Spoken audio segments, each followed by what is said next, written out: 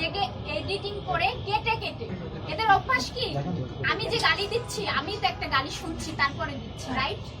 ওরা কি করে, কেটে কেটে এরা মিডিয়ায় প্রচার করে। ভাই আমি মিডিয়ার মেয়ে না, আজকে এখানে আসতেও চাইনি।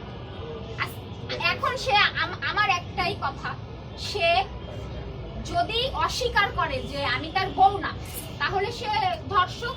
আপনাদেরকে আমি দেখাই, এই দেখেন। তারপর আরো হসপিটালের ঘটনা বলছি। এখন ধামা চাপা দেওয়ার জন্য আপনাদের মিডিয়ার ভয়ে সে কি না স্বীকার করছে? না, আমার কাছে সে না স্বীকার করে না, কিন্তু সে বলছে এখন আমি স্বীকার করতে পারবো না সমাজের কাছে।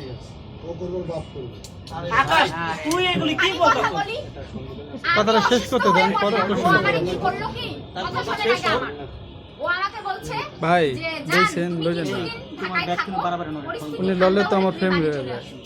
খালায় আমি ওনাকে লড়তে মানা করতে বাস স্ট্যান্ডে যাবো, ওখানে আমি সেন্সলেস হয়ে পড়ি। পরে ওর খালা আমাকে নিয়ে হসপিটালে গেল সন্ধ্যায়। যাওয়ার পরে বললো কি আমি ওই প্রেগন্যান্সি বাবু নষ্ট করায় ওর মেয়ের মন খারাপ হয়ে গেছে। ডাক্তার আমায় নিষেধ করছে যে এবার যদি তুমি নষ্ট করো তাহলে কিন্তু তুমি বাঁচবে না।